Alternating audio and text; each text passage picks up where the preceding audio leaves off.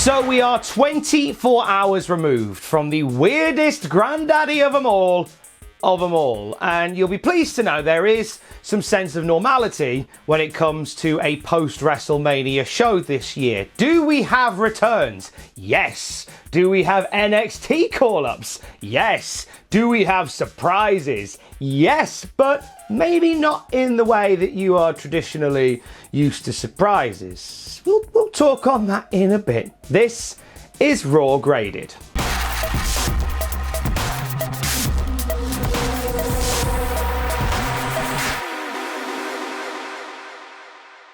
We open with footage of Drew McIntyre winning the WWE Championship at WrestleMania. Drew! And we're told that something happened when WrestleMania went off the air, and we are going to see it later tonight. And we are told this throughout the evening, and we're going to obviously get to what that thing was when we get to that thing and what it was. More on that in a little bit. We open with Asuka versus Liv Morgan. Asuka is just smack talking Morgan in Japanese throughout of this match, but Morgan is really quite aggressive in this. Morgan gets a lot in on Asuka here, including a beauty of a springboard code breaker. It was really solid effort from Liv Morgan. She goes for another springboard move, but she gets caught in the Asuka lock, and try as she might to fight it off, she ends up succumbing and tapping out. This match, to me, B-. This was actually a really solid affair. Asuka is a wrestling machine anyway, that goes without saying. But I think this is probably Liv Morgan's best performance in ring for a good long while, maybe ever. I don't know. But all I do know is I was surprisingly entertained by this match. I wasn't expecting a lot from it, and I took away a lot. B-. Nice. We get a recap of Shayna Baszler versus Becky Lynch from WrestleMania over the weekend, and we hear post-match discussion from both of the competitors. Becky Lynch says that she was underestimated by Shayna Baszler, and if Shayna has a problem with the finish, she can come and find her. Shayna Baszler, meanwhile, is backstage, and this is footage after the match, where she's talking about the thrill of victory and the agony of defeat. And she looks straight down the camera and says to Becky Lynch, "You will feel the agony of my defeat." Oh, it's not over with these two yet. I still think we are going to get that match where Baszler just decimates Becky Lynch. Maybe we're not getting it straight away. Maybe down the road. It's time for a WrestleMania rematch between the Street Profits and Angel Garza and Austin Theory. The Raw Tag Team titles are on the line. They work over Dawkins for the big part of this match and gets the hot tag into Montez Ford, who runs absolutely wild, goes up onto the top rope, and Zelina Vega, in blatant view of the ref, grabs Montez's leg, so the DQ is called. It looks as if Theory, Garza, and Zelina Vega are going to beat up the Street Profits like they did last night, but as well as what happened last night, happens again here. Here comes Bianca Belair, makes her way out to the ring, batters Zelina with a spine buster, and she takes a powder with the other lads, and Bianca gets on the mic and reveals that now she goes here. We have ourselves a post-WrestleMania NXT call-up confirmed, and she tells Zelina Vega to get back in the ring, and they're going to have themselves a match. It's weird, the promo that Bianca cuts is to the hard cam, yet Zelina's behind her, so Bianca's talking with her back to her, which is weird, but Bianca Belair, you can kind of count this as canon, because that's the sort of thing that Bianca Belair would do. Turn her back on you and just go, "Hey, how about you wrestle me instead of being a coward?" Like, it kind of fits Bianca's character a little bit, but I think personally that was a happy accident. So after the break, this rolls into Bianca Belair versus Zelina Vega.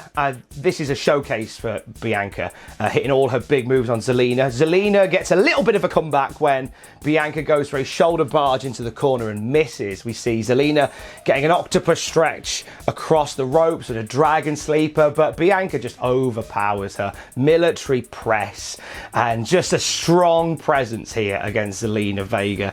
She goes to finish off Zelina, and Austin Theory gets onto the apron to distract her. Street Profits have enough of that. They all start fighting around the ring. They all jump into the ring. The ref throws this match out.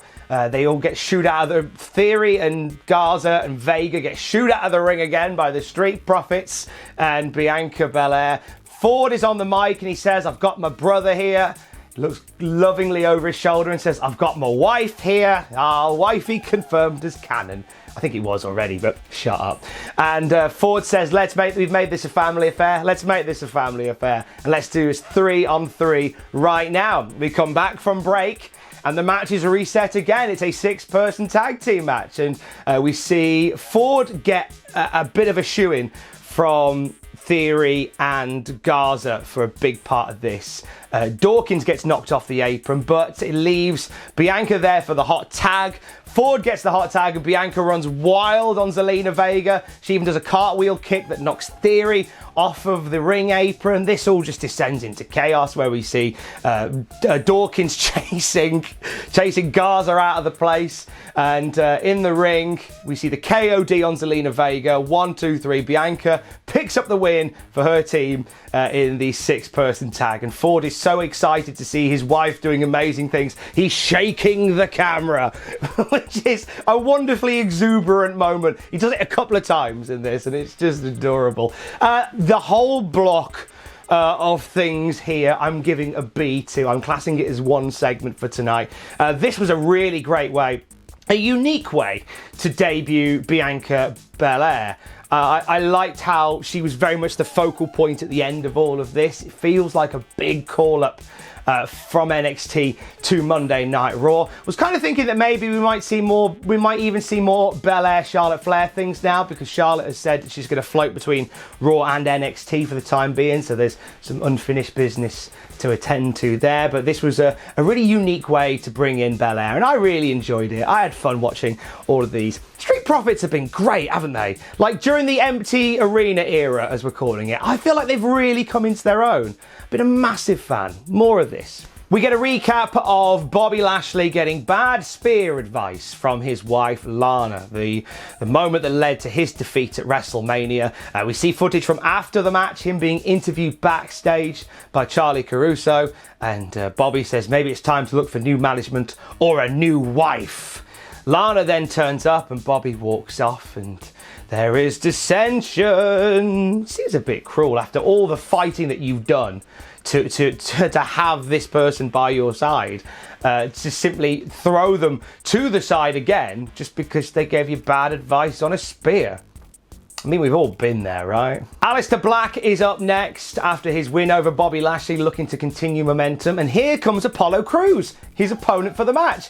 Turns out he's been drafted from SmackDown to Raw because quote, a draft pick was about to expire, which feels like a really bad way of putting over Apollo Crews, because it's like having a voucher for HMV and going, oh, it runs out tomorrow. Just get a charger cable for the iPod, that'd be fine. You know, that's what it feels like. It feels like a very last minute thing. Either way, and here we are. And whoa, I was expecting this to be a black mass and then we move on to another segment, but they start wrestling, like close quarters wrestling. We see Apollo Crews start to get a little bit over on Aleister Black. And you suddenly realise when they go to break, this is going the distance. Apollo Crews and Aleister Black is going the distance. We come back from the break with Apollo Crews hitting an overhead suplex onto Aleister Black. And Crews has got Black really outmatched at points in this contest. It's pretty much a big win for Crews most of this. If this was a footy match, he'd have more shots on target for many points of this. Moonsault off the apron to the outside from Apollo Crews takes us into another commercial break, and when we come back, this is still going hot and heavy. Aleister Black is wearing down the leg of Apollo Crews, but Crews just keeps on coming. Near falls off a big sit-out powerbomb, military press, and a moonsault. Oh my days. Just a solid performance by Crews. Crews goes for something off the top rope, gets kicked in the face by Aleister Black, but manages to fight off a suplex. Finally comes off the top to meet the knee of Aleister Black on the way down. Black goes for the Black Mass, and Crews manages to duck it, miss it, go for a pin, but ends up just eating a Black Mass anyway. 1, 2, 3. Black beats Cruz in just shy of half an hour. What? What was this? A-, right? I did not expect to be chatting to you today and talking about this match being the Night Stealer. I didn't even know this match was happening. Didn't even know Apollo Crews was still employed. But Crews has had such he's had such an uninspiring time in WWE for the longest of times. I feel like since he got called up, he just got lost in the shuffle. And this feels like the greatest time now. If you're gonna reboot Apollo Crews, you do it off the back of this. He just took the guy that has been wiping the floor with everybody, the guy who pinned Bobby Lashley on the weekend, he just took him to the limit. So if you don't jump on this now, then what's the point? But in a capsule, this was a solid match. Black and Crews were just left to absolutely go for it. And I'm really glad they did. I love this match. Once I realized what was happening, like, couldn't turn my eyes away from this. It was ace. A-. Great work, lads. Tag team action now as Cedric Alexander and Ricochet face the Brits and Brawlers. This is a showcase for Cedi and Ricky. They hit some lovely crisp offense that ends with Ricochet hitting the recoil on Lorcan for the 1, 2, 3. C+. It was a showcase, short and sweet, for Ricochet and Cedric Alexander, and they look fine in it. There was not much else to write home about. Think on this, right? If I told you that this episode of Raw featured Apollo Crews and Ricochet, one of them was in a kind of inconsequential tag team match, the other was in a 30-minute blinder with Aleister Black, you would be forgiven for getting the order wrong. Like, this, I know these are weird times, but I didn't think they were that weird. We get footage of Seth Rollins and Kevin Owens blinder from the WrestleMania weekend. Kevin Owens is shown earlier on today in the parking lot, and he is talking about moving on from Seth Rollins now, maybe looking for some people like Seth Rollins that he needs to teach a lesson to, but he does say that he is sticking around, and this is the Kevin Owens show. This was a cracking promo, filmed by his wife. If you thought the camera work looked different, it was because it was filmed on Kevin Owens' wife's camera.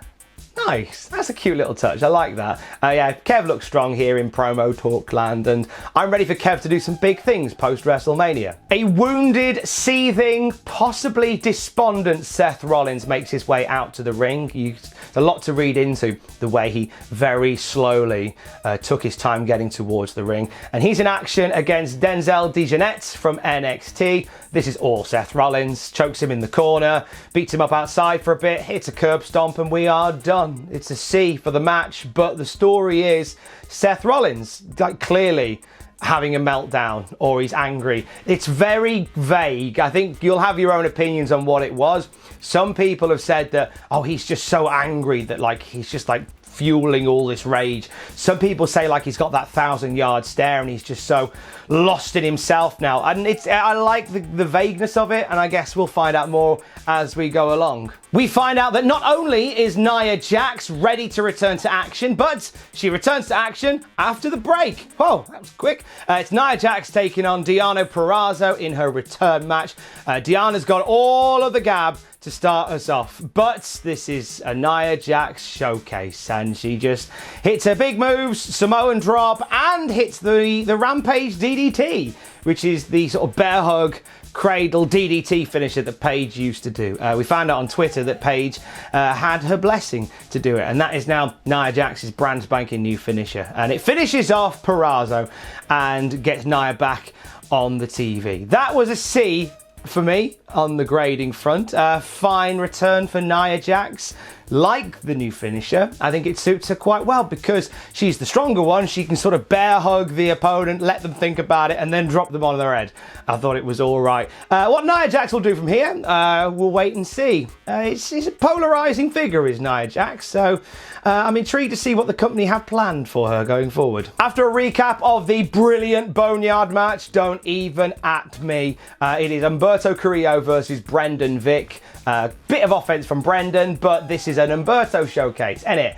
Beautiful offense, some high-flying stuff from Carrillo.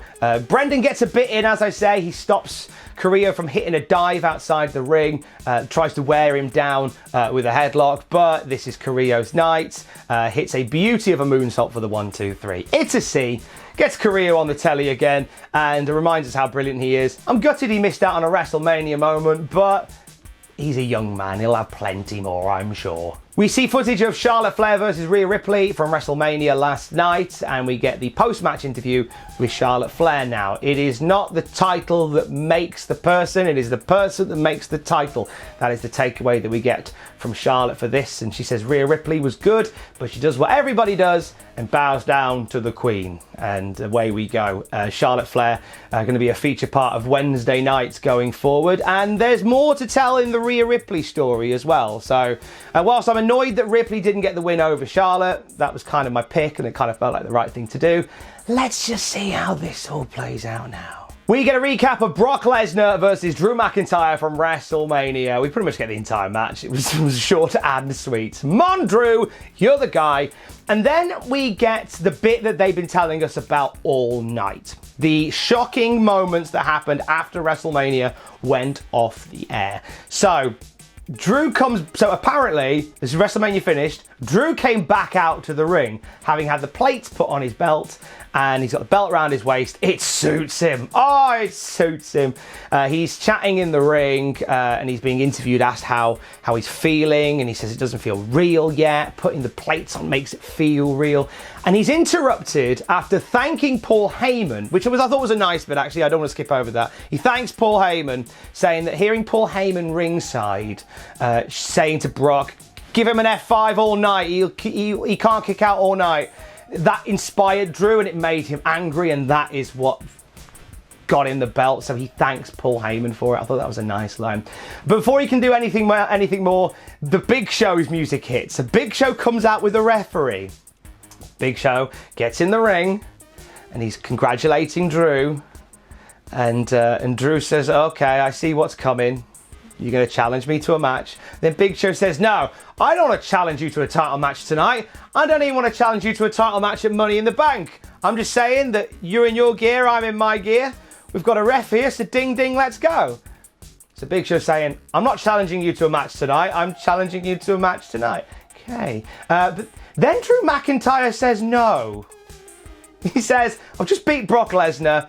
No, I'm not going to fight you tonight. Which, in a sensible world, I get. But if you're billing this guy as like this brave come one, come all champion, I don't know, I just feel like it made him a bit weak. Am I wrong?